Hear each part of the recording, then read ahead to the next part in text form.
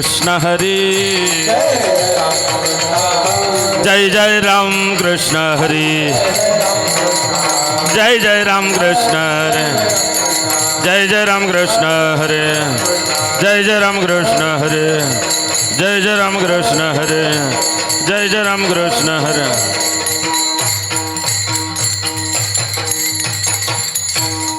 रूप पाहता लोचनी लोचनी रूप पाहता लोचनी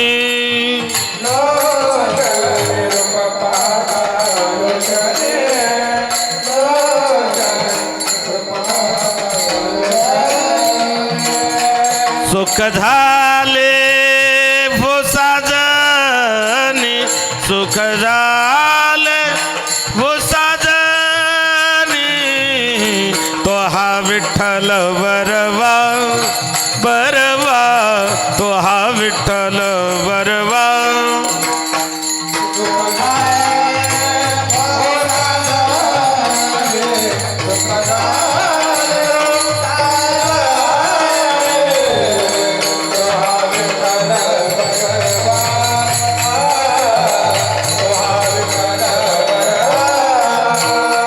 तो हा माधव बरवा तो हा माधव बरवा तो हा विठ्ठल बरवा बरवा तो हा विठ्ठल बरवा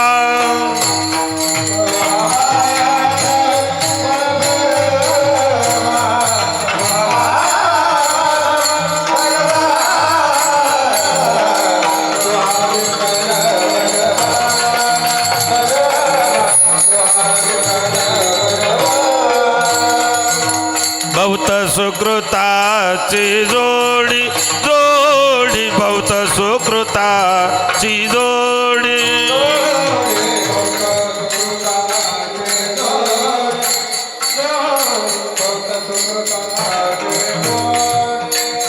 म्हणून विठ्ठली आवडी म्हणून विठ्ठली आवडी तो हा विठ्ठल बरवा बरवा तो हा विठ्ठल बरवा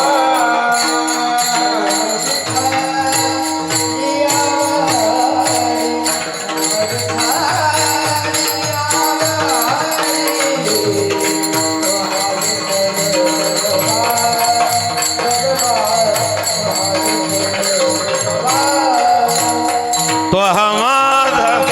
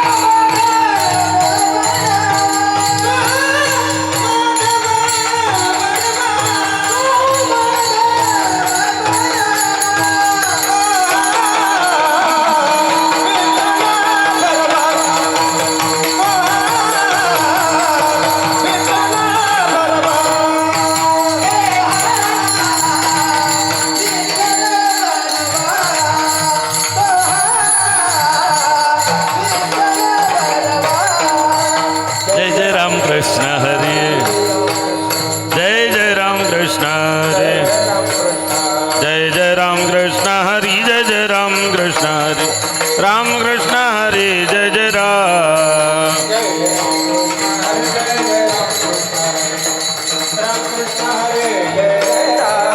जय जय राम जय जय राम जय जय राम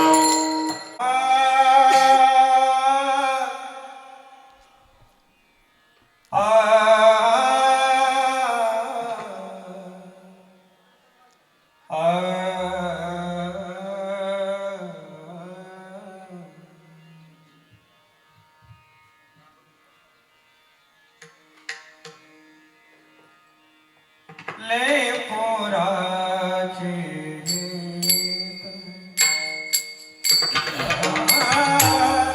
ले पोराचे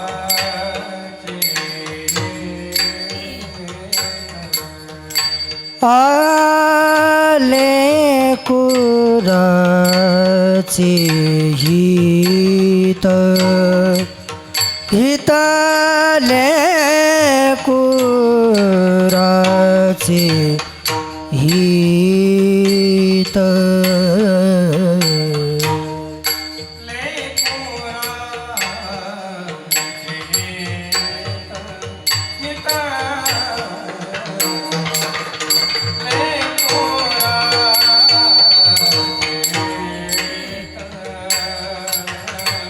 आले कुराचे हित हितले कुराचे हित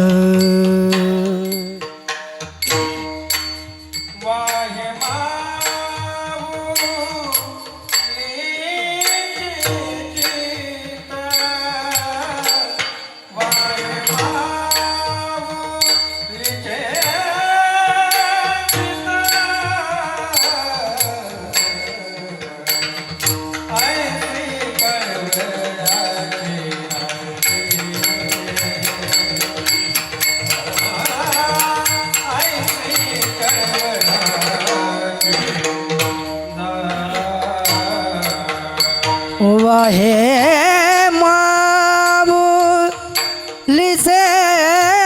सीता वाहे माऊलीचे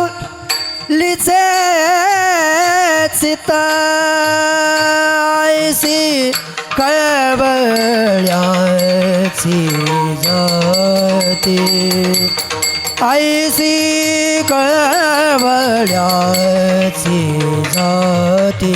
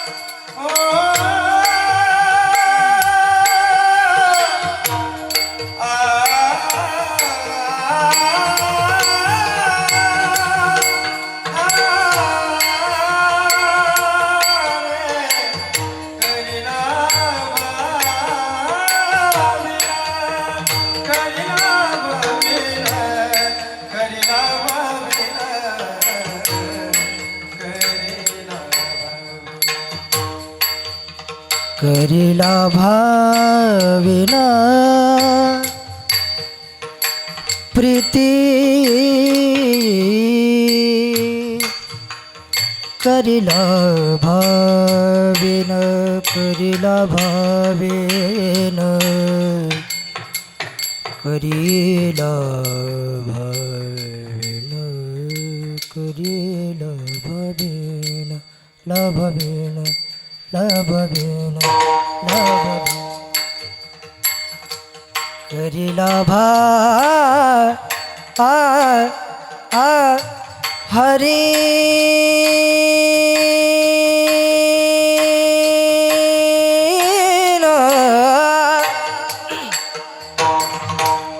करिला भावेणा आला भावेणा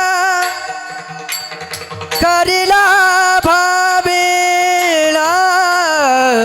कला भाविन करिला भाविन करिला भाविन करिला भाविन करिला भाविन करिला भाविन करिला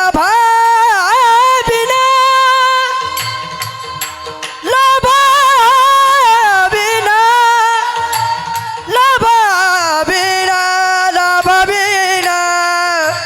करी रे लाभ वीणा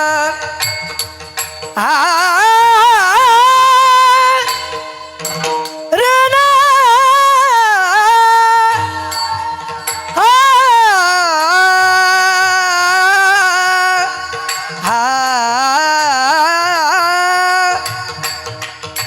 करीला भावीणा करी रे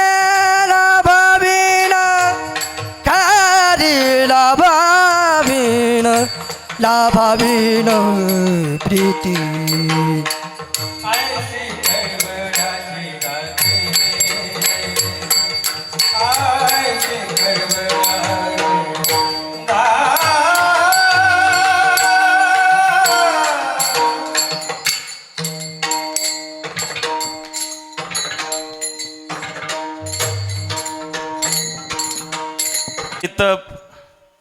लेकुराचे हित वाहे किंवा जाणे माऊलीचे चित्त ऐसे कळवळ्याचे जाते करिला भाविन प्रीती पोटी भार वाहे त्याचे सर्वस्व ही साहे ऐसे कळवळ्याचे जाते करिला भाविन प्रीती तुका म्हणे माझे तुम्हा संतावरी ओझे ऐसे कळवळ्याचे जाती करिला भाविन प्रीती विठ्ठल विठ्ठल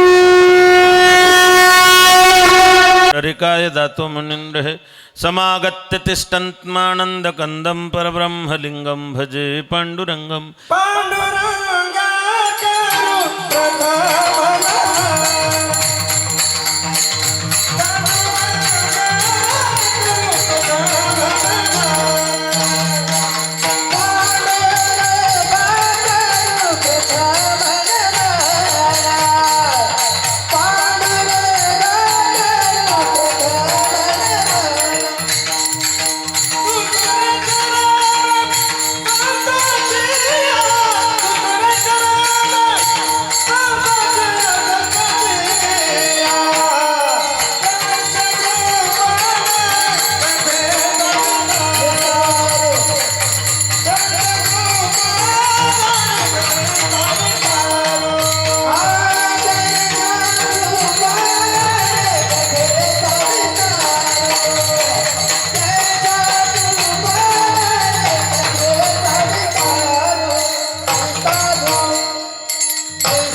प्रथम पांडुरंगा करू प्रथम नमन दुसरे चरण संतांचे त्यांच्या कृपादाने कथेचा विस्तार बाबाजी सद्गुरु दास शोका ओम नम ज्ञानेश्वरा करुणा करा दयाळा तुमचा अनुग्रह लादलो पावन झालो चराचरी मी काळा कोसरी काहीच नेणे बोलतो वचने ती भाविका एका जनार्दनी तुमचा दास त्याची आस्फुर व्हावी मस्तक हे पायावर या वारकरी संतांच्या प्रतिवर्षी पंढरपुरा जाती दर्शनामाद्वार हरिभेटी नमो ज्ञानेश्वरा निवृत्त्योदारा सोपान देवा मुक्ताबाई नमो त्रिभुवन पावनी आदत्रय जरणी देवाची करारविंदेन पदारविंद मुखारविंदे विनमेशयन्तम् वटस्य पत्रस्य पुटे शयानं बालमुकुन्द मनसा स्मरामि भजव्रजगमण्डनं समस्तपापखण्डनं सुभक्तचित्तरञ्जनं सदैव नन्दनन्दनं स्पिच्छगुच्छमस्तकं सुनादवेणुहस्तकम् अनङ्गरङ्गसागरं नमामि कृष्णनागरं लोकाभिरामं रणरङ्गधीरं राजीवनेत्रं रघुवंशनाथं कारुण्यरूपं करुणाकरन्तं श्रीरामचन्द्रं शरणं प्रपद्ये वचनायिका कमळापती माझी रंगाची विनंती करू जोडी तो कधी गाडी आपण असावी जवळी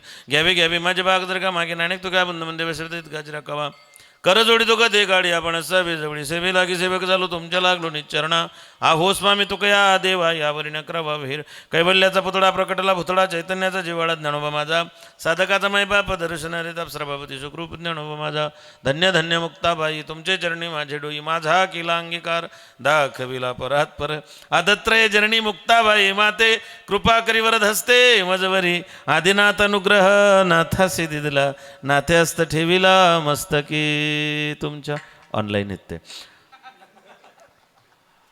लेकुराचे हित वाहे किंवा जाणे माऊलीचे चित्त ऐसी कळवड्याचे जाती करीला भाविन प्रीती प्रस्तुत प्राप्तस्थळी प्राप्त प्रसंगी अखिल कोट ब्रह्मांड नायक भगवान पंढरीश्वर महात्मा चराचरात वास करणारी भगवंताची चिद्विलासिनी चित्स्वरूपिणी आदिमायादी शक्ती मायमुक्ता यांच्या सिमकृपेनं या ठिकाणी कैलासवासी सौभाग्यवती शेवंताबाई वेडूजी सानप यांच्या प्रथम पुण्यस्मरणानिमित्ताने त्यांच्या पश्चात त्यांच्या कुटुंबियांनी हा कार्यक्रम आयोजित केला. त्यांच्या पश्चात त्यांचे पतिदेव श्री वेडूजी नथू सानप, त्यांचे सुपुत्र श्री मच्छिंद्र वेडूजी सानप, त्यांचे दुसरे सुपुत्र श्री राजाराम वेडूजी सानप, त्यांचे दीर श्री जनार्दन नथूजी सानप, श्री हरिश्चंद्र नथूजी सानप, बंधू श्री खंडेराव कचरू पालवे, श्री विठोबा कचरू पालवे आणि त्यांच्यानंतर त्यांचं सगळ्या त्या ठिकाणी त्यांच्या सुकन्या गंगाबाई लताबाई वामन सांगडे, सीताबाई सुदाम सांगडे, मंदाबाई ज्ञानेश्वर सांगडे, नंदाबाई सोमेश्वर केदार, समस्त त्यांचे नातू पंतू, त्यांच्या लेकी सुना सगळे या सगळ्या सानप परिवाराच्या वतीनं या ठिकाणी मातोश्रींचं प्रथम पुण्यस्मरणाचं कीर्तनाचं आयोजन केलं.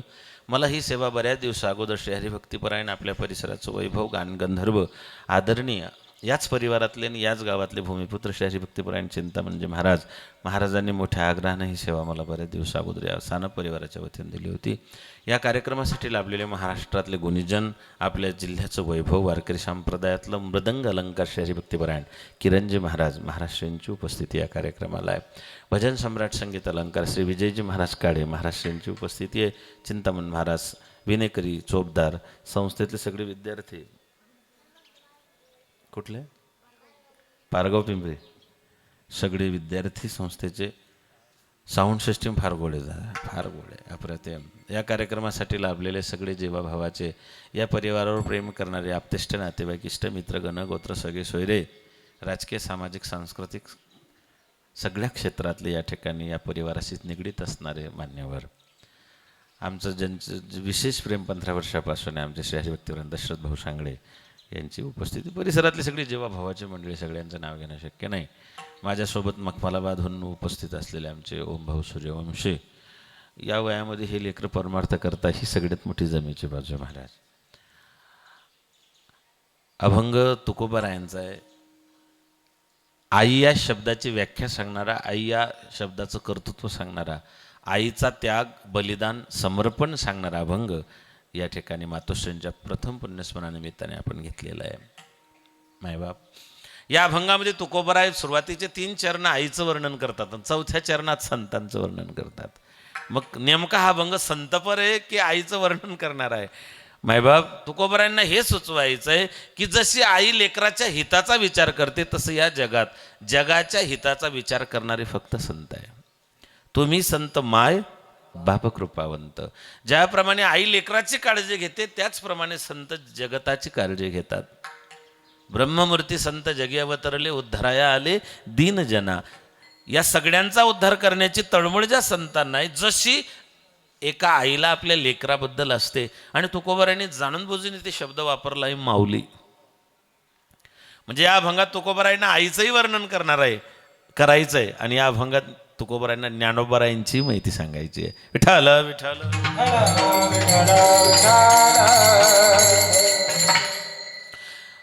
मातोश्रींचा प्रथम पुण्यस्मरणाचा या ठिकाणी हा सोहळा होत आहे. आपल्या धर्मामध्ये गरुड पुराणामध्ये 6 प्रकार पडतात.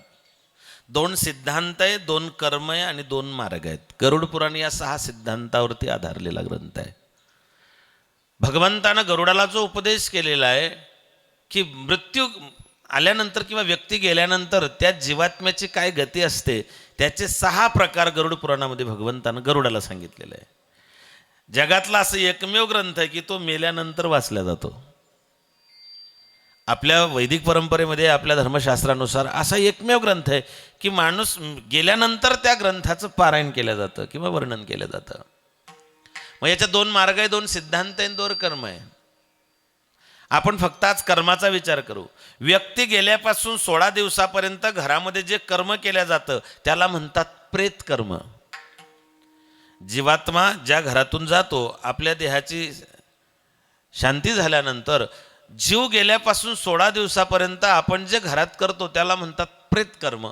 आणि 17 दिवसापासून वर्षी श्राद्धाच्या प्रथम पुण्यस्मरणापर्यंत जे केलं जातं त्याला म्हणतात पितृकर्म. विठ्ठल विठ्ठल.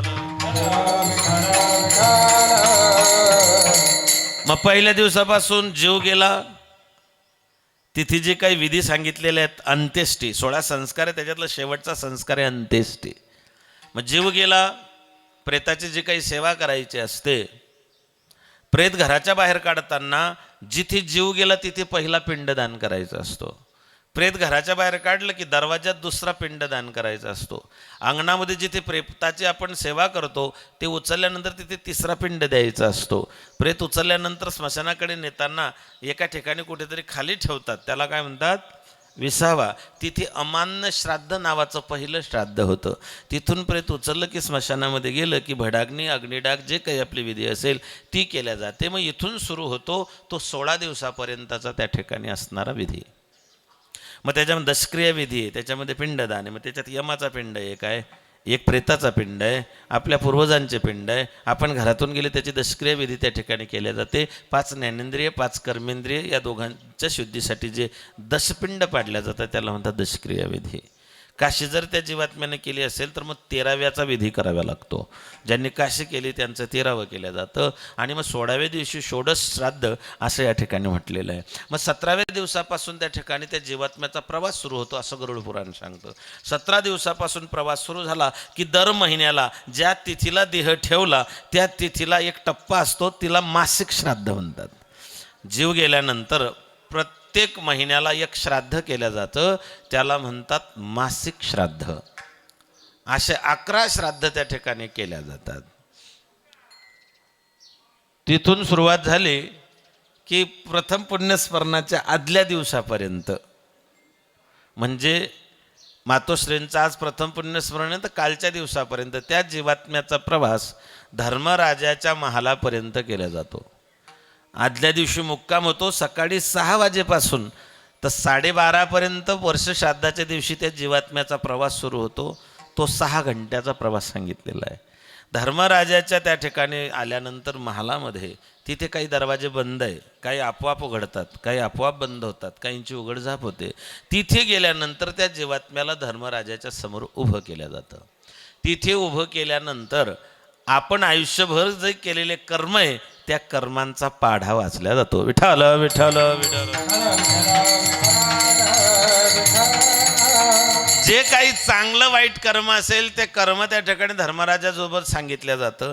आणि मग जसं गुन्हेगाराला उभं केल्यानंतर त्याची बाजू मांडण्याकरता वकील असतात, तसे आपलं कर्म खरं की खोटं किंवा याला साक्षीदार कोण म्हणून 5 लोक साक्षीदार असतात. ते 5 लोक कोणकोणते आहे का? पहिला साक्षीदार आहे तुमचं माझं मन. मन जाणे पापा तुका म्हणे माय बापा. पहिला साक्षीदार आहे आपलं मन. त्याला तुकोबराय म्हणतात. जे मन आहे ते साक्षीदार आहे. त्याच्यासाठी तुकोबरायने अभंगामध्ये वर्णन केलेलं आहे, धर्माची तू मूर्ती पाप पुण्य. मन पाप पुण्य जाणतं म्हणून धर्माची तू मूर्ती अंतरात्म्यामध्ये. पहिला साक्षीदार तुमचं माझं मन आहे. दुसरं साक्षीदार धरती माता आहे. आपण जे कर्म करतो ते आपण धरतीवरती करत असतो. पहाटे उठल्यापासून तर रात्री झोपेपर्यंत आपण जिला पाया खालीला थाडतो ती आहे धरती माता. म्हणून आपल्या धर्मात असं वर्णन आहे, सकाळी उठल्यानंतर पहाटेच उठल्याबरोबर कोणाचा नमस्कार न करता तळ हाताचा नमस्कार करावा असं वर्णन आहे. कराग्रे वस्ती लक्ष्मी करमुले सरस्वती कर्मदितू गोविंद प्रभाते कर दर्शनम. आपल्या हातामध्ये गोविंद आहे, सरस्वती लक्ष्मी आहे. जे पारमार्थिक लोक आहे ते भगवंताचं भजन करता म्हणजे हातामध्ये गोविंद आहे. वारकरी मंडळी, जे विद्यार्थी आहे त्यांच्या हातात सरस्वती आहे. आणि जे लोक व्यवसाय धंदा करतात त्यांच्या हातात लक्ष्मी आहे. लक्ष्मीचे पुन्हा 3 प्रकार पडतात. लक्ष्मीपुत्र वेगळा, लक्ष्मीदास वेगळा आणि लक्ष्मीकांत वेगळा. लक्ष्मीकांत बेर्डे नाही, कांत म्हणजे पती. आपल्या धर्मामध्ये 3-4 कांत आहे, रमाकांत, सीताकांत, लक्ष्मीकांत आणि एक काकड्यामध्ये आहे रंभादिकनाच ती उभ्या जोडोनी हात.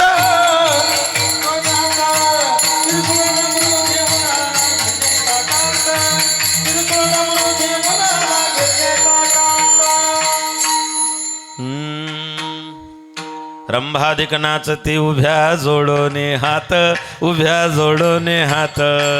त्रिशूळ डमरू घेऊनी, त्रिशूळ डमरू घेऊनी आला गिरजेचा कांत.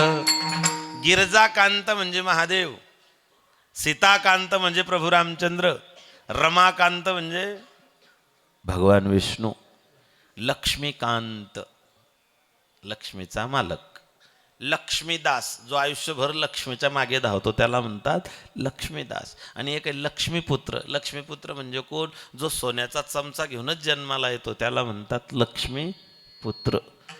आपण सगळे लक्ष्मीपुत्र आहोत. आपण लक्ष्मीच्या मागे काही धावत नाही, त्याच्यामुळे लक्ष्मीदास हा शब्द आपल्याला लागत नाही. धावतो का आपण लक्ष्मीच्या मागे? धावत नसाल लक्ष्मीपुत्र, धावत असाल लक्ष्मीदास. आणि मालक फक्त ऐकायचे लक्ष्मीकांत. मग सकाळी उठल्याबरोबर तळ हाताचा नमस्कार करायचा आहे. बऱ्याच वेळा काय होतं, आपण सकाळी उठलं जर एखाद्याचं तोंड पाहिलं आणि दिवस बोर गेला तर लोक म्हणतात महाराज आज सकाळी कोणाचं तोंड पाहिलं होतं, दिवस लय बोर गेला हो. मग सकाळी कोणाचं तोंड पाहण्यापेक्षा आपल्या तळ हाताचा नमस्कार करा. बोल नका, बोल नका, इथपर्यंत आवाज येतोय तुमचा. हॅलो,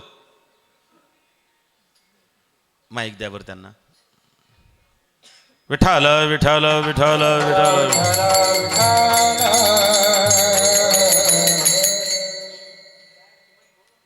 नाही ते नाही आले चालते, बोलू नका फक्त.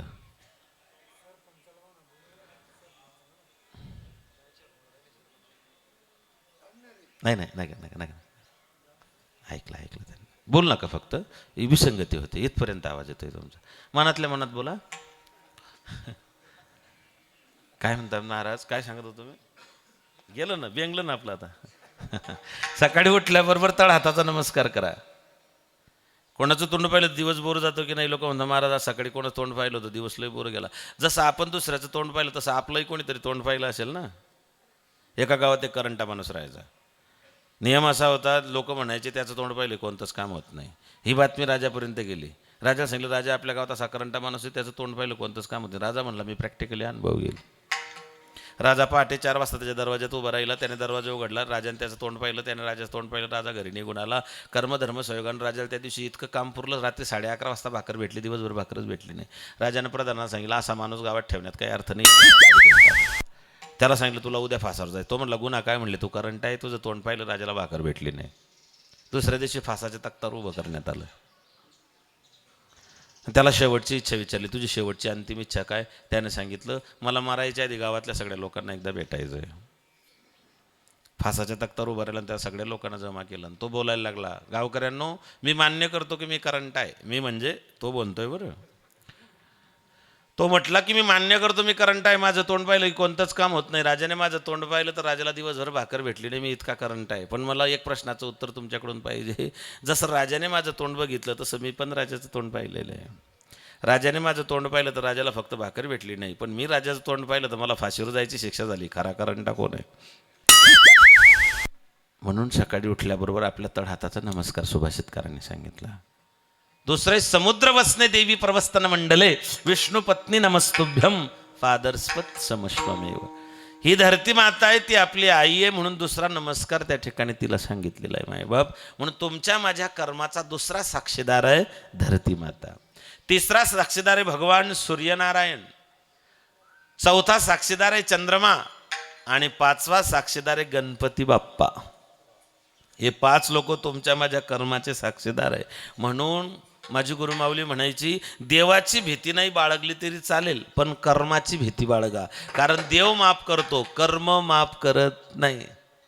आणि कर्माचा सिद्धांत असा आहे, ज्ञानी असोबा ज्ञानी गती आहे एक जाण, मृत्यूला न चुकवी कोणी थोर असो अथवा सान.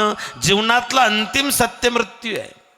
मरे एक त्याचा दुजा शोक वाहे, अकस्मात तोही पुढे जात आहे. महाथोर ते मृत्यू पंथेच गेले, कित्येक जन्मले आणि मेले. उपजले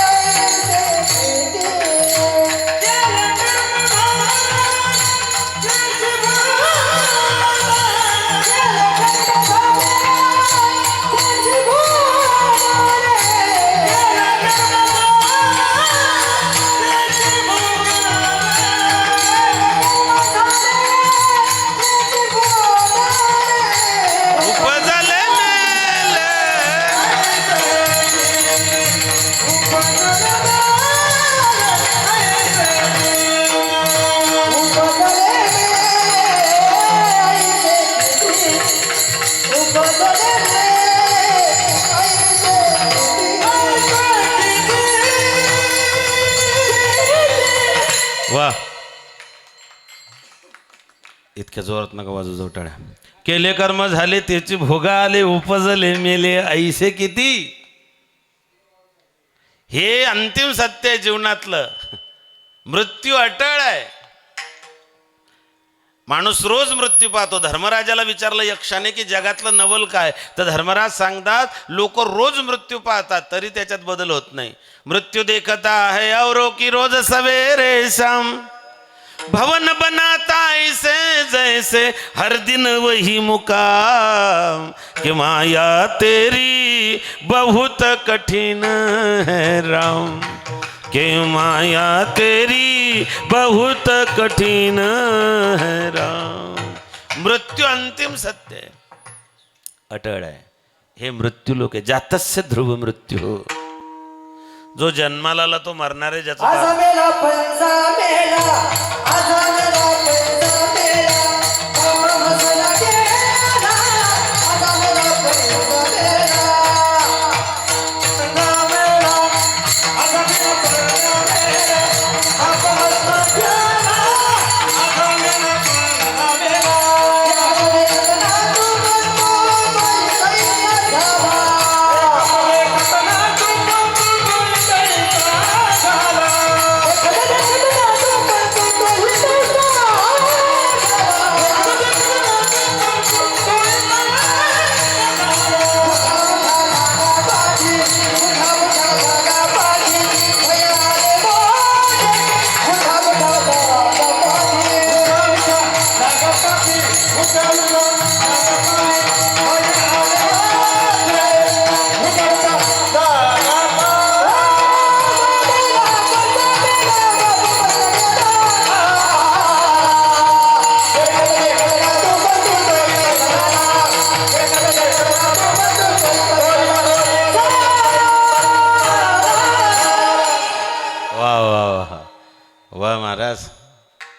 विजयी भव हं?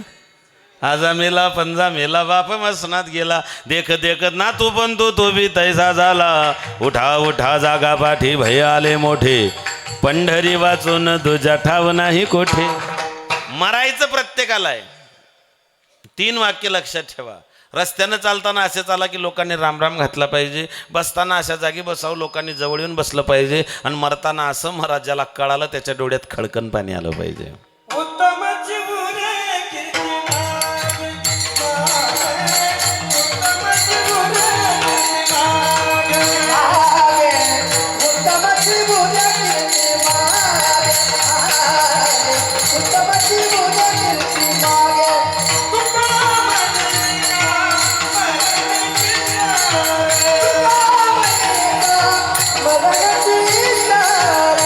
उत्तम जीवने उत्तम जीवने उत्तमची उरे कीर्ती मागे.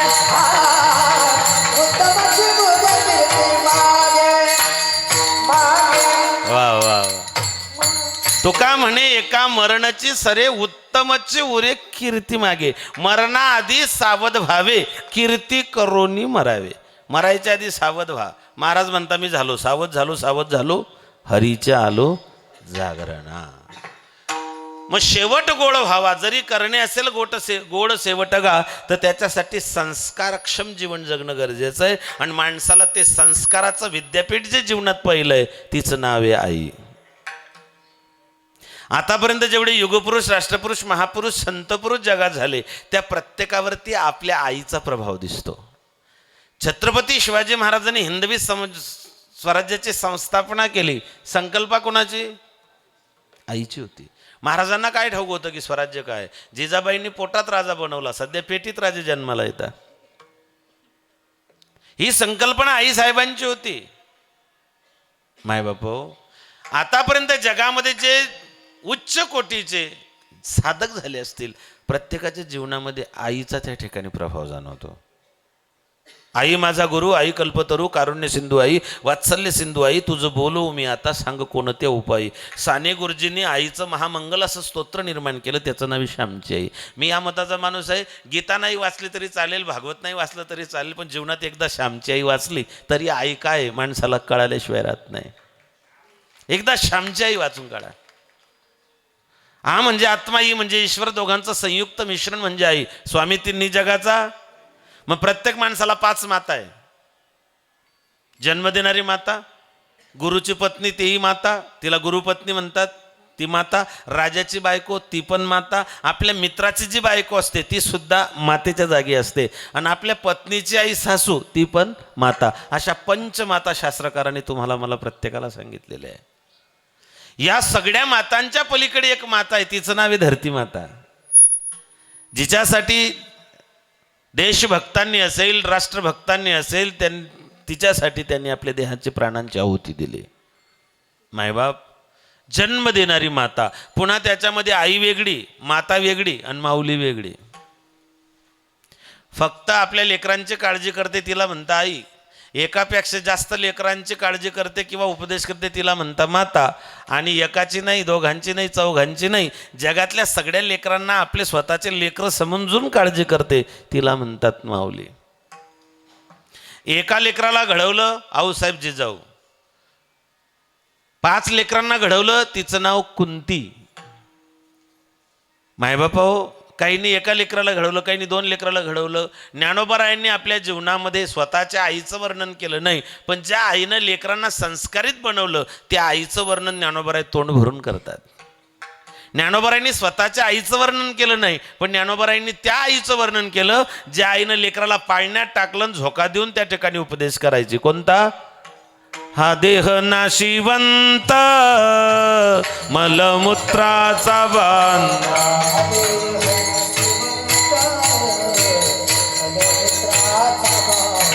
वरी चर्म घातले रे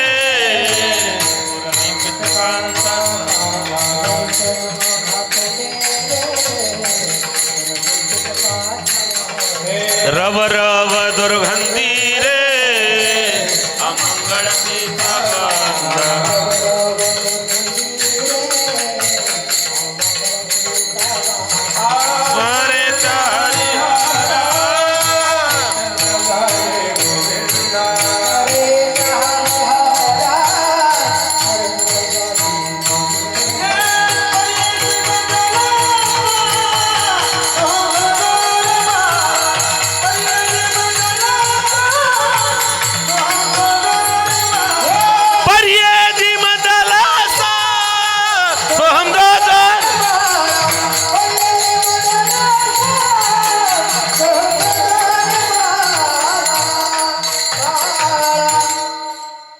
मदालसा सांगते, बाळ्या हा देह नाशिवंत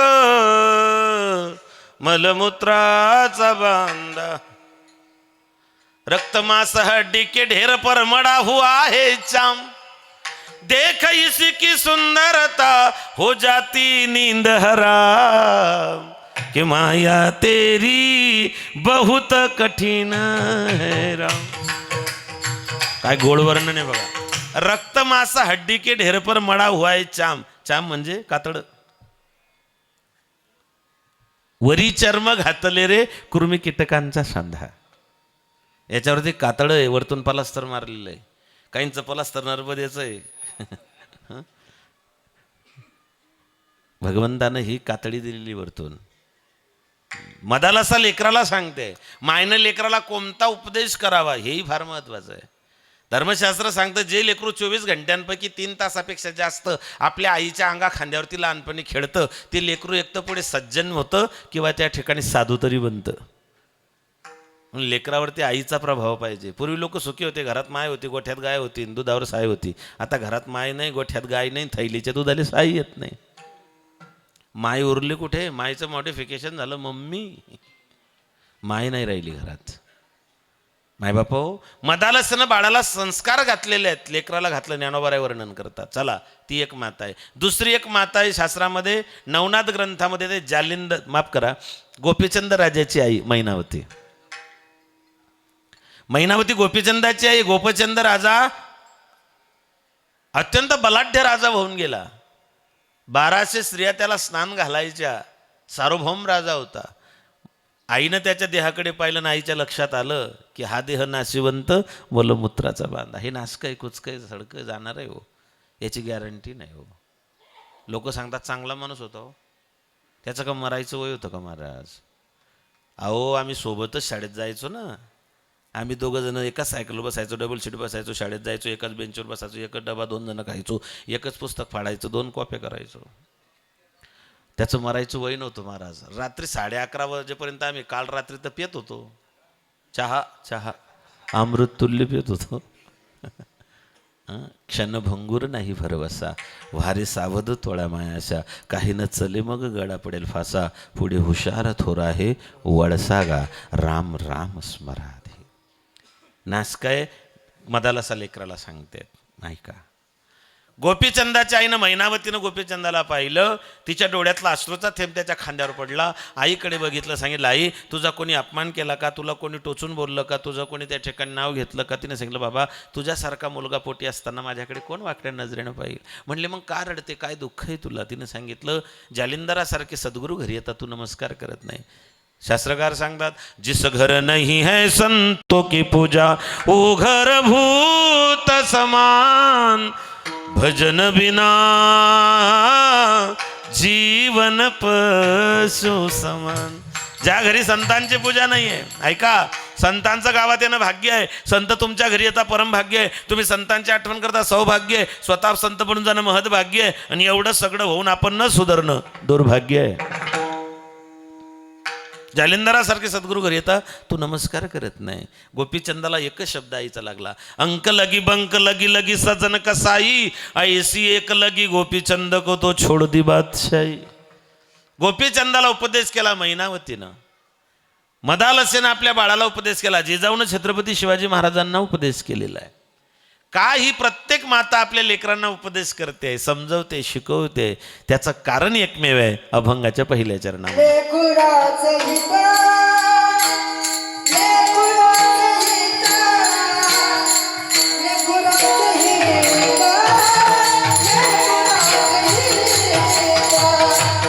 लेकराचं हित,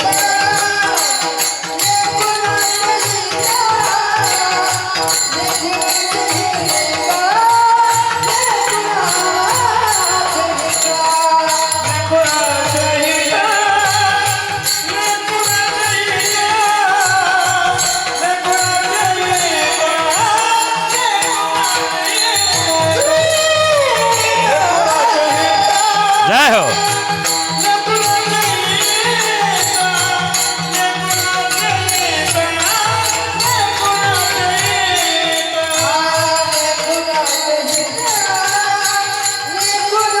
हित,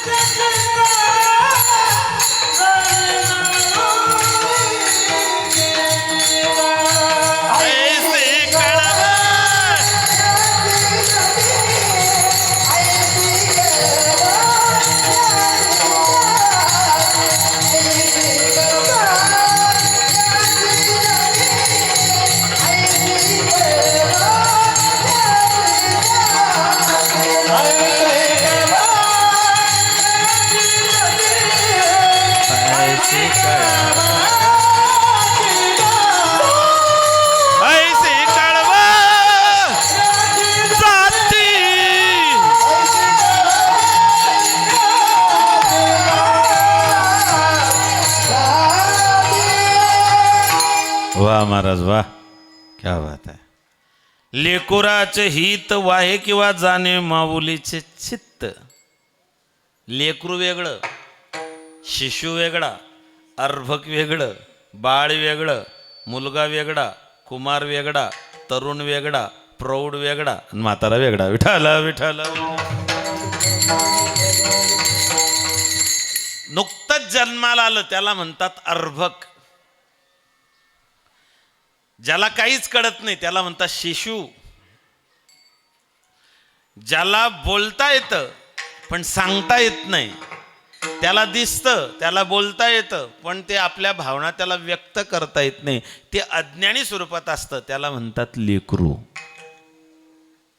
आणि असं जे लेकरू आहे त्याला बोलता येतं. बोलता येतं म्हणजे तितक्यापुरतं बोलता येतं पण त्याला कळत नाहीये. असं जे लेकरू आहे त्या लेकराचं हित फक्त आईला माहिती आहे.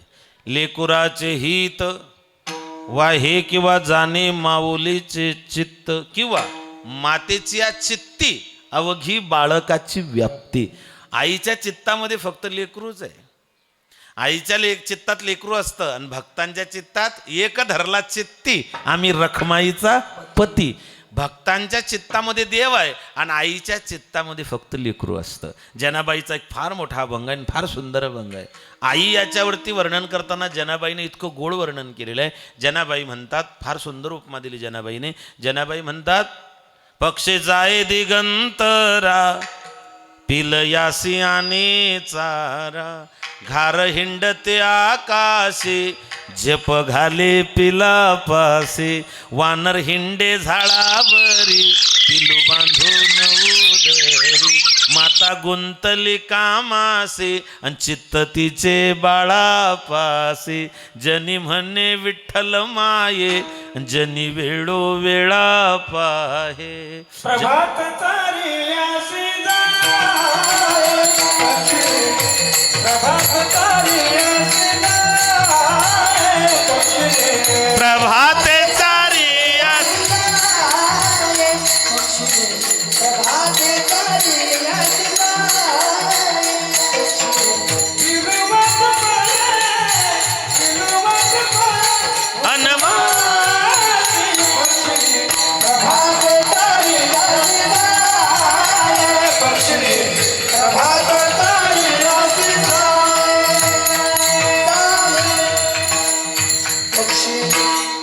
प्रभाते चारे असे जाय, पक्षिणी पिलू वाट पाहे उपवासी, पक्षिणी प्रभाते चारे असे. नामदेवराय म्हणतात नाही का, नामदेवराय म्हणतात पिलू जन्माला आलेलं आहे, नुकतं अंड्यातून जन्माला आलेलं आहे, डोळे बंदच आहे, चिवचिवाट आहे, भूक लागलेली आहे, बोलता येत नाही, त्याला काहीच कळत नाही, असा आवाज सुरू आहे, चिवचिवाट. याला म्हणतात टायमिंग. टायमिंग व्यवस्थित पाहिजे. ज्याने टायमिंग साजली तो मास्टर ब्लास्टर झाला. विठाला विठाला विठाला.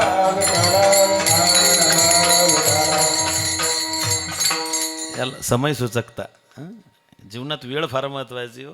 वेळ म्हणा, टायमिंग म्हणा, समय व्हावा म्हणा. म्हणून सावता महाराज म्हणतात, समयाशी एकदा वेळ निघून गेली, बरवी ही वेळ सापडली संधी, साह्य झाली बुद्धी संचिताशे. वक्त गई तो बात गई, बस वक्त की किंमत होती है. वक्त म्हणा, समय म्हणा, टाईम म्हणा, वेळ म्हणा, या फार जीवनामध्ये महत्त्वाचे असतात. नाही बाबू काय, समयचक्र बडा बलवान होता है. महाभारतातलं एक वर्णन येतं, आता विषय आलाच म्हणून सांगतो. तुलसी नर का क्या कहूं, समय बडा बलवान, काबा लुटी गोपिका वही अर्जुन वही बाण. समय काय म्हणतात ते, हिंदीमध्ये एक त्याच्यावरती एक म्हण आली, कहावत, चलती तो ऐसी चलती बिना घी की जलती. टाइम कसा असतो बघा, चलती तो ऐसी चलती बिना घी की जलती, गिरती तो ऐसी गिरती माचिस नाही मिलती. आमच्या ऐरणीमध्ये एक म्हण आहे, असं दाटलं खटलं, खटलं म्हणजे कुटुंब, असं दाटलं खटलं सोन्या चांदीने नटलं, असं दाटलं खटलं काही बी घेत सुटलं, असं दाटलं खटलं कोणालाही मारायला उठलं, आणि असं एकदम फाटलं बिन तेलाचं पिठलं. समय, वेळ, माणसाला वेळ साधता आली पाहिजे. समय साधा, समय साधा म्हटलेला आहे महाराजांनी. माहिका काय सांगत होतो मी? आई प्रभाते चारी अशी जाय, नुकते डोळे उघडलेले आहेत, चिवचिवाट आहे, बोलता येत नाही. ती आई त्या पिलांसाठी चारा आणायला जाते. प्रभाते चारी अशी जा. माझ्या वडिलांना एक कविता होती, ते मला लहानपणी सांगायची, कौर्य नावाची कविता. माझ्या वडिलांच्या वयाची जी म्हातारी मंडळी बसली आहेत, तुमच्या ध्यानात येईल ती कविता. क्षणोक्षणी पडे उठे परी उडे बडे बापुडे, कौर्य नावाची कविता होती. पिलांना चारा आणायला पक्षीने गेली, तिला एका शिकाऱ्यानं बाण मारला, तो बाण तिला लागला, रक्तबंबाळ झाली, तोंडात चारा आहे, पिलं घरी वाट पाहत आहे. आणि ती कशी तरी धडपडत आपल्या पिलांच्या घरट्याजवळ आली. घरट्यापासून काही अंतरावरती थांबली, अंगातून रक्त गळत आहे, मरणासन्न अवस्था आहे, थोड्या वेळामध्ये ती मरणार आहे. पण शेवटचा घास आणलेला आहे, एकदा पिलांच्या मुखामध्ये टाकायचा आणि मग जीव सोडायचा. हे फक्त मायच करू शकते. का पिलू वाट पाहे उपवासी, म्हणून लेकुराचे हित वाहे मावलेचे चित्त. आईच्या चित्तामध्ये फक्त लेकराची काळजी असते मायबाप. स्वामी विवेकानंद शिकागो धर्म परिषदेला गेलेत सप्टेंबर महिन्यामध्ये 1893 मध्ये. शिकागो धर्म परिषद गेले, त्यांनी जग जिंकलं. अमेरिकेमध्ये काही दिवस त्यांनी वास्तव्य केलं, अमेरिकेमध्ये त्यांनी प्रवचनं दिले, अमेरिकेमध्ये त्यांनी उपदेश केला, व्याख्यानं दिले. आणि स्वामीजी भारतात आले. स्वामीजी विश्वविजेते होते. स्वामीजी जेव्हा भारतात आले, कलकत्त्यामध्ये भली मोठी मिरवणूक काढण्यात आली स्वामीजींची. कलकत्त्यामध्ये ढोल ताशे लेझिम जे काय असेल ते सगळं कलकत्ता सजलेलं आहे. स्वामीजी जग जिंकून आलेला आहे, विश्वविजेता मुलगा घरी आलेला आहे. कलकत्त्याला या गोष्टींचा स्वाभिमान आहे. नरेंद्रचा स्वामी विवेकानंद झालेला आहे. लोकांना मोठा स्वाभिमान आहे. कलकत्ता सजलेला आहे. आणि रथामध्ये स्वामीजींची मिरवणूक निघालेली आहे. आपल्या महालासमोर, आपल्या घरासमोर जेव्हा तो रथ आला, स्वामीजींची आई घरामध्ये तुळशी वृंदावनाजवळ पंचारती घेऊन उभे होते. विश्वविजेता मुलगा रथातून खाली उतरला, अनवाणी पायानं धावत गेला. जसं वासरू आपल्या गाईला तुका म्हणे वत्स धेनुयेचे चित्ती, तैसे मज येती सांभाळीत, या न्यायानं स्वामीजी धावत गेले. तुळशी वृंदावनाजवळ उभी असणारी आपली माय, तिच्या हातात पंचारती आहे. विश्वविजेता ठरलेला मुलगा जाऊन मायेच्या चरणावरती डोकं टेकवलं, उभा राहिला, मायेचा पदर आपल्या डोक्यावर घेतला आणि सांगितलं, माय आता खऱ्या अर्थानं मी विश्वविजेता ठरलेलो आहे. ज्या लेकराच्या डोक्यावरती मायेचा पदर आहे, मायेचा पदर आहे, ज्याच्या जीवनामध्ये आई आहे, तो विश्वविजेताचे मायबाप. का लेकुराचे हित वाहे माऊलीचे चित्त. त्या लेकराची काळजी, त्याचं चांगलं वाईट हे फक्त मातोश्री शेवंतबाई यांनी आपल्या लेकरांना सन्मार्गाला लावलं, सदाचारी बनवलं, समाजामध्ये त्यांना एक स्थान प्राप्त करून दिलं. याचा अर्थ बापाची भूमिका काहीच नाही असं मला म्हणायचं नाही. फक्त आज लेकुराचा हिताभंग आहे म्हणून आई सांगतोय विठाल विठाल.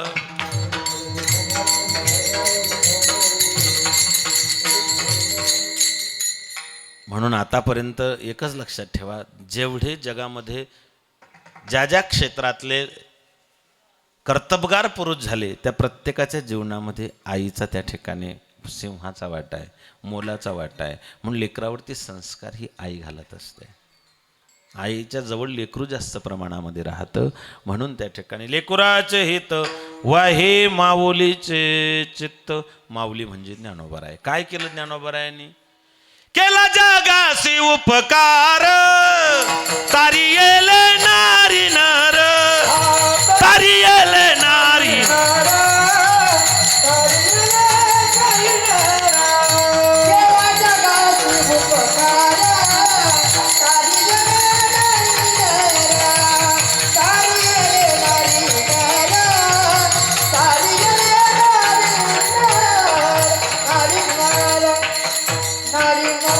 केला जगासे उपकार, तारी येले नारी नर. ज्ञानोबाराय तुमची माझी सगळ्यांची आई आहे. ज्ञानाबाई माझी. जगामध्ये असे एक पुरुष होऊन गेले की जगानं त्यांना माय म्हटलं. नुसतं जगानं नाही म्हटलं, सगळ्यांनी माय म्हटलं. कोणी कोणी माय म्हटलं ऐका. वेदाने माय म्हटलं, शास्त्राने माय म्हटलं, ग्रंथांनी माय म्हटलं, संतांनी माय म्हटलं, त्यांचे समकालीन संत त्यांनी माय म्हटलं, आणि त्यांच्या नंतर जे जन्माला आले त्यांनी तिला मायच म्हटलं. ज्ञानाबाई माझी वेदशास्त्र देती बाई, वेदशास्त्र देती बाई म्हणती ज्ञानाबाई. सर्व सुखाची लहरी मायबाप ज्ञानाबाईचे चरणी शरण एका जनार्दनी. वेदशास्त्राने आई म्हटलं. अजून कोणी कोणी आई म्हटलं ज्ञानोबरायांना? योग्यांची, ज्ञानोबराई योग्यांची माऊली आहे. आतापर्यंत सगळ्यांनी तिला माय म्हटलेलं आहे. म्हणून ज्ञानाबाई माझी अनाथाची माय, ज्ञानराज माझी योग्यांची माऊली. या सगळ्यांनी ज्ञानोबरायांना आईची उपमा दिली का? तर आई ज्ञानोबरायांच्या साहित्यातून मातृत्वाचा स्पर्श होतो. ज्ञानोबरायांचं जे जे साहित्य आहे ते साधकावरती, साधकाचा मायबाप, जे जे साधक आहे त्या साधकांसाठी ज्ञानोबरायांचं साहित्य आईसारखं वात्सल्याने प्रेम प्रदान करतं. म्हणून वाहे माऊलीचे चित्त. का हो तुम्ही आईचं एवढं तोंड भरून कौतुक केलं तुकोबर आहे, त्याच्या मागचं कारण काय हो? महाराज दुसऱ्या चरणामध्ये सांग.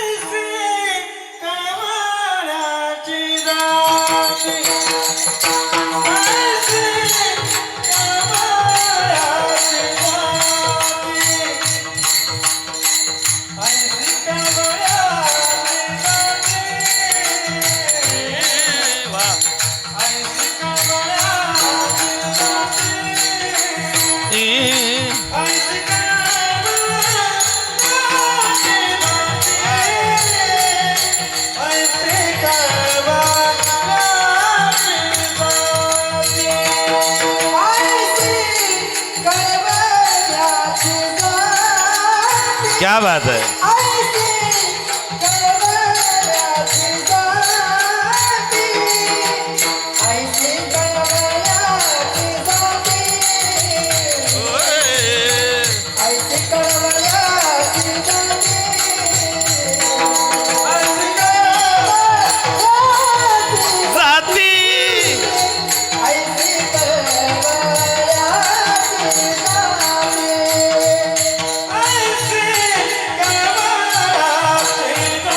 क्या बात है.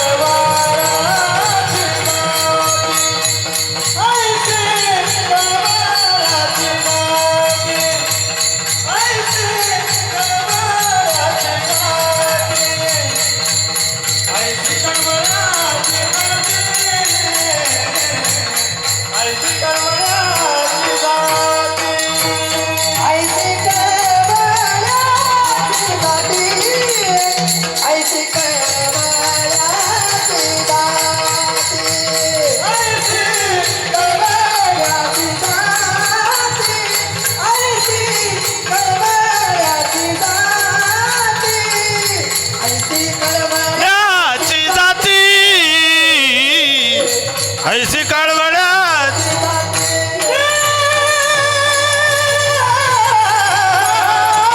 वा वा वा वा वा वा.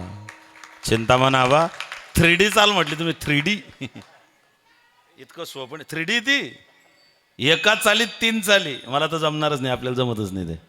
फार सुंदर महाराज. ऐशी कळवळ्याची जाती करी लाभाविन प्रीती. आईचं स्वरूप तुकोबाराय सांगतायत. काय केलं आईनं? ऐशी कळवळ्याची जाती. कळवळा हा शब्द फक्त 2च लोकांना वापरला जातो. एक तर आईला कळवळा हा शब्द वापरतात किंवा संतांना हा शब्द वापरतात. कळ या शब्दापासून कळवळा या शब्दाची उत्पत्ती आहे. जिने बाळांपणाच्या कळा सहन केल्या तिलाच कळवळा असतो. जिने प्रसूतीच्या कळा सहन केल्या तिलाच कळवळा आहे. एक तर आईला कळवळा आहे किंवा बुडत हे जन न देखवे डोळा येतो कळवळा. एक तर आईला कळवळा, एक तर संतांना कळवळा आहे. म्हणून तुम्ही संत माय बाप कृपावंत. माय बापो, भगवान परमात्म्यापेक्षाही कृपावंत संत आहे. म्हणून ऐशी कळवळ्याची जाती बरी करी लाभाविन. माय लेकरावरती प्रेम करते, काही स्वार्थ ठेवून प्रेम करते का? आपलं प्रेम बदलतं. आपलं वयानुसार, काळानुसार, परिस्थितीनुसार आपलं प्रेम बदलत असतं. स्थल काल सापेक्ष आपलं प्रेम बदलतं. माणूस जेव्हा लहान असतो तेव्हा प्रेम कोणावर करतो? आईवर. पटपट बोला. लहानपणी प्रेम कोणावर करतो? आईवर. मोठ्यापणी ब्रह्मचारी का तुम्ही सगळे? लहानपणी आईवर, मोठ्यापणी पत्नीवर. बरं, पत्नीवर तरी प्रेम माणूस शेवटपर्यंत करतो का? नाही. एक मुलगा झाला की पत्नीवरचं प्रेम कमी होतं. मुलावर तरी शेवटपर्यंत प्रेम करतो का? अजिबात नाही. मुलाला मुलगा झाला की प्रेम नातूवर कन्वर्ट होतं. माणसाचं प्रेम बदलतं. जे प्रेम कधीच बदलत नाही ते आईचं प्रेम आहे. लेकरू लहान असलं तरी तेच प्रेम. सिनियर KGला गेलं तरी तेच प्रेम. हायस्कूलला गेलं तरी तेच प्रेम. कॉलेजला गेलं तरी तेच प्रेम. नोकरी लागलं तरी तेच प्रेम. लग्न झालं तरी तेच प्रेम. आणि घरातून मायला हुसकावून दिलं तरी ते प्रेम कमी होत नाही. उलट तुम्ही, काय गंमत आहे बघा, 2 मुलं आहे. एक मुलगा माळकरी आहे आणि दुसरा दारुडे आहे. मायेचा सगळ्यात जास्त जीव कोणात? खरं तर मारकड्याला जीव लावायला पाहिजे ना मायनं, पण मायेचा सगळ्यात जास्त जीव त्या दारुड्या लेकरात असतो. की नाही, याचं माळकऱ्याचं बरं आहे, याला चांगले सप्ते 2 टाईम कीर्तन आहे, मायला काळजी त्याची नाही, पण माझ्या याचं काय होईल याची चिंता मायला असते. ऐशी कळवळ्याची जाती करी कुठलाच लाभ नाही, लोभ नाही, मायला कोणतं स्वार्थ नाही लेकरापासून. सबसे बड़ी है माँ पगल, सबसे बड़ी है माँ, सबसे बड़ी है माँ पगल, सबसे बड़ी है माँ, सबसे बड़ी है माँ पगले, सबसे बड़ी है माँ,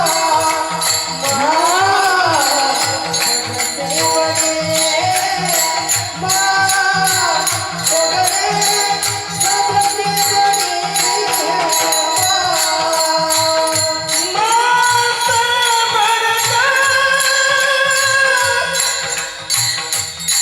कोई नहीं सबसे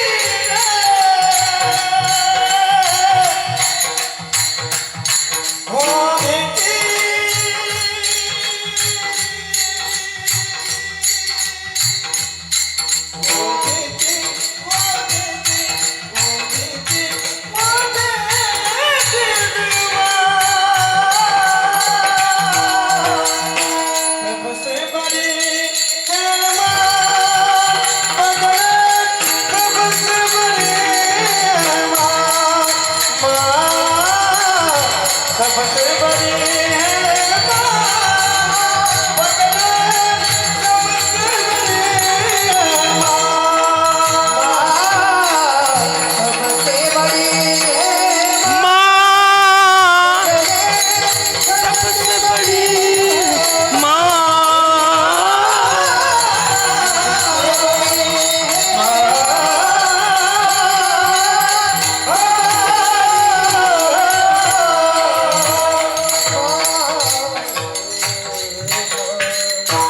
वाह वाह वाह महाराज, फार सुंदर. सबसे बड़ी है मारे पगले, सबसे बड़ी है माँ. माँ से बढ़कर कोई नहीं देती है वो दुआ. माँ की दुआ कभी खाली नहीं जाती और माँ की बद्दुआ कभी टाली भी नहीं जाती. एक ते गाणं आहे ना, मेरे माँ के बराबर कोई नहीं. आई तुझ्या मूर्तीवाणी या जगात मूर्ती नाही. अनमोल जन्म दिला ग आई, तुझे उपकार फिटणार नाही. अनमोल जन्म दिला ग आई, तुझे उपकार फिटणार नाही. काय करते हो माय लेकरासाठी? काय करते? अभंगाच्या 3ऱ्या चरणात. कोटी भार वाहे, कोटी भार वाहे, कोटी भार वाहे, कोटी भार वाहे, कोटी भार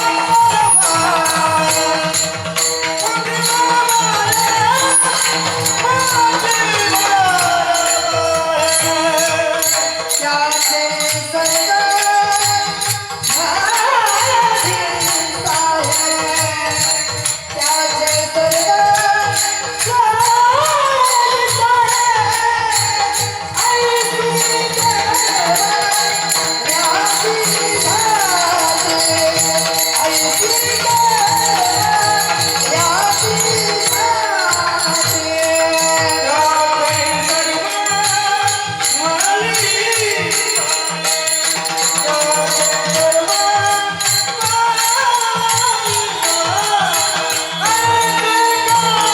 ऐसी न्याची जात.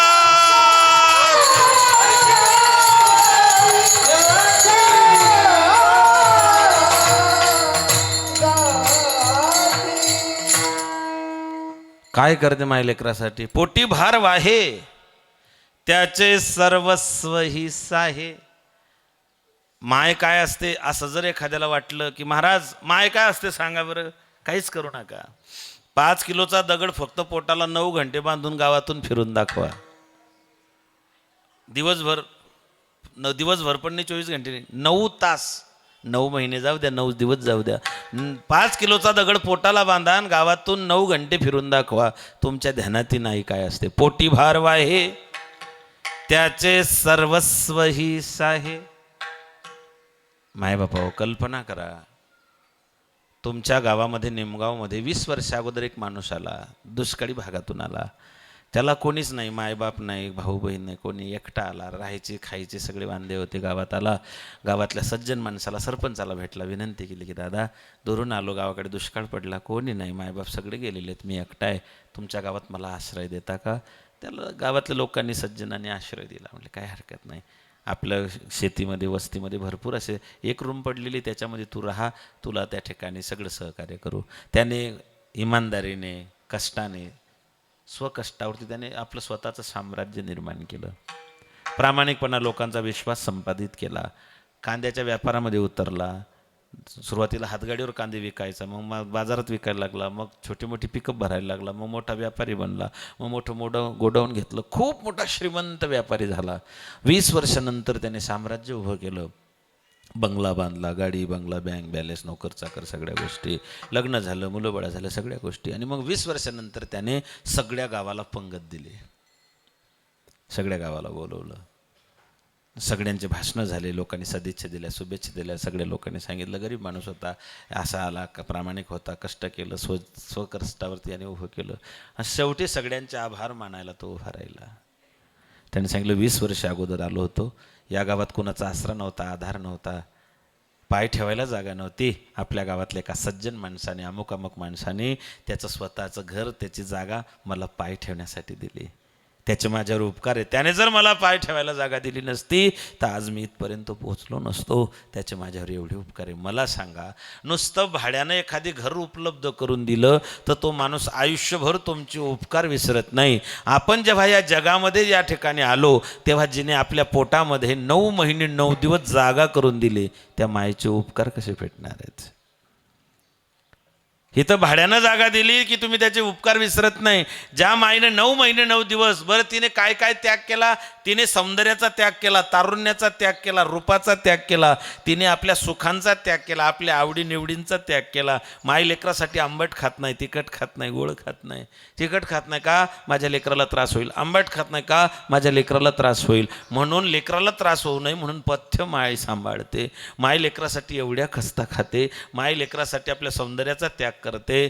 जर त्या ठिकाणी बाळ नॉर्मल डिलिव्हरी झाली नाही तर डॉक्टर सांगतो ऑपरेशन करावं लागेल. आपलं एवढं मोठा जीव धोक्यामध्ये घालून ती माय त्या बाळाला जन्माला घालते, तळहाताच्या फोडाप्रमाणे सांभाळते. लहानपणी जर लेकरांना लघवी केली तर ओल्या जागेवरती माय नसते, कोरड्या जागेवर त्याला निजवते, लहानचा मोठा करते. आणि ते पोरगं मोठं झालं की म्हणतो तू माझ्यासाठी काय केलं. म्हणजे हा प्रश्न करताना आपल्याला लास्ट वाटली पाहिजे. मी का असो ना तुमच्यात. प्रत्येक लेकरांना आपल्या आईला हा प्रश्न करताना जरा मागचाही विचार केला पाहिजे की आपलं जिने तळहाताच्या फोडाप्रमाणे संगोपन केलं. ऐसी कळवड्याची जाती करी लाभाविन प्रीती, पोटी भार वाहे त्याचे सर्वस्व ही साहेब ठोप्पा रखुमाये. जय जय विठोबा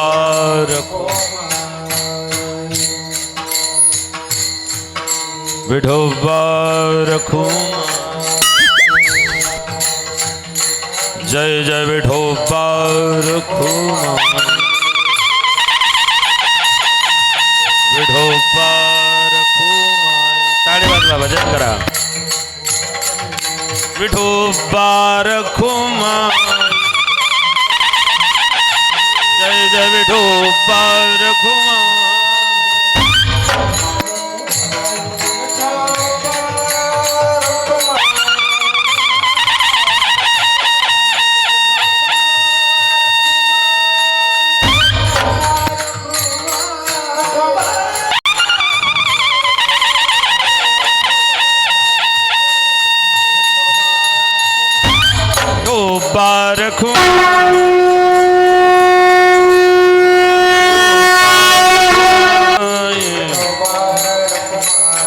विठोबा रखुमा.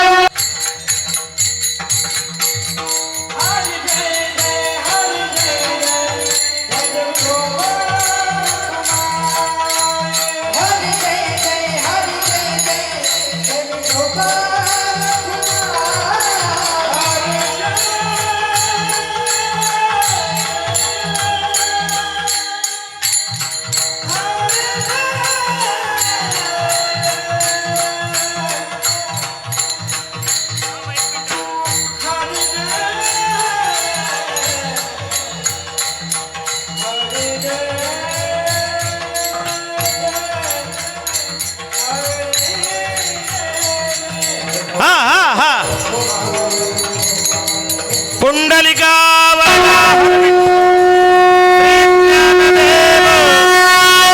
हरिनाथ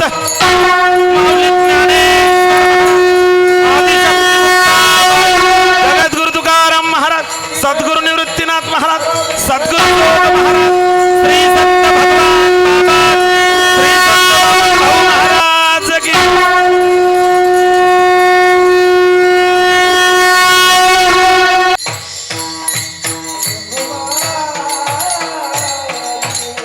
लेकुराचे हितवाई माऊलीचे तैसे गडबडीचे करी लागावे ते पोटी बारवाडी ते सर्व गडबडीचे लाभ कधी लाभावी ना प्रीती. ठळक बातम्या संपल्या, वेळही संपली आपली. 5 मिनिटं शिल्लक आहे. तुका म्हणे माझे तुम्हा संतावरी ओझे. तुकोबारायांना हे सांगायचं की संत आईच्या जागी आहे, संत आईच्या भूमिकेत आहे. जशी आई लेकराची काळजी घेते त्याप्रमाणे संत जगाची, जनांची, दीनदुबळ्या जनांची काळजी. जशी माय लेकरावरती प्रेम करते तसे संत या जगावरती प्रेम करतात. तुका म्हणे माझे तुम्हा संतावरी ओझे. शेवटी मायबाप हो, आई आई असते. आईची जागा कोणीच भरून घेऊ शकत नाही. खेडेगावामध्ये जन्माला लेकरू 4-5 वर्षाचा असताना वडील गेले. माझी एक इच्छा आहे, माझ्या लेकराला जर तुमच्या सोबत घेऊन गेलं तर निदान नाही साधू बनला तर माझ्या लेकराला निदान पोटाला भाकरी तरी मिळेल. माझ्या लेकराला तुमच्या स्वाधीन करते. ते महात्मे त्या लेकराला घेऊन गेलेत. काशीसारख्या क्षेत्रामध्ये गुरुची त्यांनी सेवा केली. त्या लेकराने गुरुजींची खूप सेवा केली, विश्वास संपादन केला. शेवटी ते महाराज गेले. त्यांनी आपल्या गादीवरती उत्तराधिकारी म्हणून त्या लेकराला बसवलं. या लेकराने स्वतःच्या कष्टावरती, स्वतःच्या इमानदारीने, स्वतःच्या असणाऱ्या भक्तीच्या सामर्थ्यावरती आपलं स्वतःचं एक अस्तित्व निर्माण केलं. गावातले काही लोक हरिद्वारला गेले आणि तिथे गेल्यानंतर त्यांना कळालं की आपल्या गावातलं लहानपणी ते लेकरू सुपूर्त केलं ते अमक्या आश्रमामध्ये. गावातले लोक जाऊन भेटले, सांगितलं बाबा तुम्ही आम्हाला ओळखत नाही, पण 4-5 वर्षाचे असताना तुम्ही आमच्या गावातून आले होतात, तुम्ही आमच्या गावचे आहात, आमच्या कुळाचे, आमच्या गोत्राचे आहात. एवढे मोठे महात्मे झालेत बाबा, आम्हाला सार्थकी वाटतं, आमच्या गावाचं नाव रोशन केलं. एक विनंती तुम्हाला, कधीतरी नाशिकसारख्या क्षेत्रामध्ये आलात, कुंभमेळ्याला आलात तर आपल्या मायभूमीला, जन्मभूमीलाही आपली भेट द्या. तुमची आई म्हातारी झाली, डोळ्यातली नजर कमी झाली, पण तिला एक आस आहे, एक आशा आहे की मरायच्या आधी माझं लेकरू मला एकदा भेटेल. त्या महाराजांनी सांगितले ठीक आहे. संन्याशाने जन्मभूमीमध्ये जाऊ नये असा नियम आहे. कारण संन्यास दीक्षा जेव्हा घेतल्या जाते तेव्हा त्याला पिंडदान करावं लागतं, स्वतःचं श्राद्ध करावं लागतं. आणि धर्मशास्त्र असं सांगतं संन्याशाने एकदा गाव सोडलं की पुन्हा गावाच्या पंचक्रोशीत सुद्धा यायचं नाही. पण जर आई जिवंत असेल तर संन्याशाने गावात आलं तर दोष लागत नाही. त्यांनी सांगितलं कुंभमेळा आहे, मी येईल. पुढे कुंभ आला, ते महात्मे गावात आले, गावानं सत्कार केला, सन्मान केला आणि तो महात्मा आपल्या आईच्या भेटीसाठी गेलेला आहे. माईची नजर कमी झाली, डोळ्यानं दिसत नाही, हातात काठी आहे, जर्जर झालेलं शरीर आहे. संन्यासी गेला आणि संन्याशानं आपल्या माईच्या चरणावरती डोकं टेकवलं. ऐका, आमच्या वेदात असं वर्णन आहे की संन्याशानं देवाच्या पाया पडू नये. संन्यासी जेव्हा मंदिरात जातो तेव्हा हातातला धर्मदंड देवाच्या डोक्याला लावतो, संन्यासी देवाच्या पाया पडत नाही. किंवा संन्याशाने देवाच्या पाया पडू नये असं धर्मशास्त्र आहे. पण संन्यासी जर समोर आला, जर आई दिसली तर संन्याशानं माईच्या चरणावर डोकं टेकवावं, हा आमच्या वेदाचा त्या ठिकाणी उपदेश आहे. म्हणून ध्यानात घ्या, देवापेक्षा आई श्रेष्ठ आहे. या संन्याशानं माईचा चरण स्पर्श केला. त्या म्हाताऱ्या माईनं डोळ्यातली दृष्टी कमी झाली, लेकराच्या कपाळावरतून, गालावरतून, चेहऱ्यावरतून हात फिरवला. सांगितलं बाळा, या फाटक्या माईच्या पोटी जन्माला आला, या अशिक्षित माईच्या पोटी जन्माला आला, खेड्यात जन्माला आला, पण माझ्या 7 पिढ्यांचा उद्धार केला रे. एक भगवत भक्त बनला, संन्यास घेऊन माझ्या कुळाचा उद्धार केला.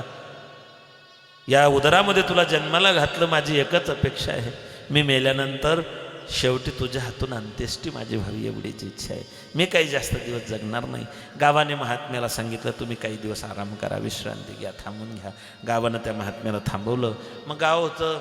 मग नंतर नांदूर मधवेश्वर खानगाव थडीवाले आले. ते म्हणले महाराज या गावात आले, आमच्याही गावाला त्या ठिकाणी भेट द्या. तिथून खानगावला गेले, खानगाव निफाडला गेले, निफाडून चांदवडला गेले. बाबा इकडे म्हातारीची तब्येत बिघडली, म्हातारीचा जीव गेला. महाराजांचा तेव्हा काही मोबाईल नव्हते, साधनं नव्हते, दळणवळणाचे साधनं नव्हते.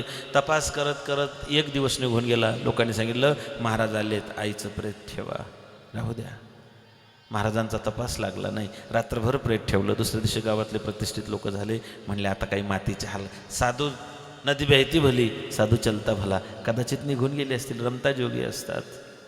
काय कुणास ठाऊक त्या महात्म्याला स्वप्न पडलं, माई स्वप्नात गेले आणि सांगितलं अरे मी तुझी घरी वाट पाहते. त्यांनी त्या गावातल्या लोकांनी मला पटकन घरी पाठवा. दुसरा दिवस उजाडला. लोकांना वाटलं आता हा महात्मा येत नाही. आईच्या प्रेताची त्या ठिकाणी सजवणूक केली, प्रेताची सगळी तयारी केली. प्रेत उचलल्या गेलं, प्रेत स्मशानात गेलं आणि महात्मा घरी आला. महात्मा घरी आला. लोकांनी सांगितलं प्रेत तर स्मशानामध्ये गेलेलं आहे. जोपर्यंत हा महात्मा स्मशानात जात नाही तोपर्यंत लोकांनी त्या प्रेताला भडाग्नी दिला होता. अग्नीच्या ज्वाला उठत होत्या. तो संन्यासी गेला, गुडघे टेकवले, माईच्या चितेजवळ हात जोडले, ढसा ढसा रडला. माय मी अभागी आहे, तू पुण्यवान होती, तू भाग्यवान होती की तू मला या जन्माला घातलं, संन्यासी लेकराला जन्माला घातलं. पण मी अभागी आहे. तुझी शेवटची इच्छा मी पूर्ण करू शकलो नाही. तुझ्या अंत्येष्टीला मी पाहिजे होतो, तुझं शेवटचं दर्शन मला घडायला पाहिजे होतं, पण माझं दुर्दैव आहे. खाली मान घालून संन्यासी रडतोय आणि काय आश्चर्य मायबाप, जळणाऱ्या चितेतून मायेचा हात बाहेर येतोय की ती माय सांगते की चिंता करू नको, तू माझ्या पोटी जन्माला आला, तू संन्यास दीक्षा घेतली, माझ्या कुळाचा, माझ्या घराचा, माझ्या 7 पिढ्यांचा उद्धार केला. ही काल्पनिक कथा नाही आहे, ही मराठवाड्यामध्ये घडलेली सत्य घटना आहे. त्या चितेतून मायेचा हात बाहेर आला होता आणि आपल्या लेकराला आशीर्वाद दिला होता. ऐसी कळवड्याची जाती करी लाभावी न प्रीती. मला आमच्या दादाने सांगितलं, आपल्या जो बसलो ते मच्छिंद्र भाऊ राजाराम भाऊ हे दोघं बंधून, त्यांनी मला सांगितलं की महाराज, आईच्या हातून माझ्या बंगल्याच्या जागेचं भूमिपूजन झालं होतं आणि एक इच्छा होती की मायनं तो बंगला बघावा. आपण ध्यानात ठेवा, नियती फार क्रूर आहे. शेक्सपियर म्हणतो, man his proposes God his dispossess. तुमच्या मनात काय, नियतीनं तुमच्या जीवनात काय वाढून ठेवलं सांगता येत नाही. क्रूर नियतीचा नेमके सुखाचे दिवस आले की नियतीला पावत नाही. असं बऱ्याच वेळा होतं. मायबापांनी खूप काबाड कष्ट केले, खूप संघर्ष केला. आता त्यांना सुख द्यायची लेकरांची इच्छा असते, नेमकी तेव्हाच त्या ठिकाणी काळ घालतून उचलून घेऊन जातो. नेमकं तेच झालं. आईच्या हातून बंगल्याचं भूमिपूजन केलं, पण मायला तो बंगला पाहता आला नाही आणि म्हणून पटकन बंगल्याचं त्या ठिकाणी वास्तुशांती करून आईचं प्रथम पुण्यस्मरण त्या बंगल्यामध्ये व्हावं अशी या लेकरांची अपेक्षा होती. आपल्या लेकरांना, आपल्या मुलींना, सगळ्यांना त्या ठिकाणी आशीर्वाद देऊन माता शवंताबाई आपल्यातून निघून गेल्या. जिचं नातू अमेरिकेत आहे, आपल्या लेकरांना, आपल्या नातवंडांना, सगळ्यांना भरभरून आशीर्वाद शवंतामाईचे वरतून आकाशातून तुम्हाला सगळ्यांना आशीर्वाद आहे. लेकींना, नातवांना, लेकरांना, सगळ्यांना त्या मातेचे त्या ठिकाणी तुका म्हणे, पितृ आशीर्वाद देते, कल्याण इच्छिती. आकाशातून त्या ठिकाणी मातोश्री सगळ्यांवरती प्रेमाचा वर्षाव करत असतील. त्यांच्या सुपुत्रांनी, त्यांच्या कुटुंबियांनी, त्यांच्या नातवंडांनी, त्यांच्या लेकींनी, सुनांनी त्यांच्यासाठी जे केलं, अन्नदान, नामदान, ज्ञानदान, हे त्या आईसोपर्यंत पोहोचो. त्यांचा पुढचा प्रवास सुखरूप, सुखमय, आनंदमय हो. भगवान त्यांना आपल्या चरणामध्ये त्या ठिकाणी स्थान देऊ अशी माझी माय मुक्ताबाईकडे प्रार्थना करतो. विश्वगुरु निवृत्तीनाथांकडे प्रार्थना करतो आणि या ठिकाणी थांबतो. ज्ञानेश्वर माऊली, ज्ञानराज माऊली, ज्ञानेश्वर माऊली मनराज माऊली तुकाराम. निवृत्तीराया निवृत्तीराया सोपान मुक्ताबाई ज्ञान सकया. निवृत्तीराया निवृत्तीराया सोपान मुक्ताबाई ज्ञान सकया. मुक्ताबाई ज्ञान सकया. सोपान मुक्ताबाई ज्ञान सकया.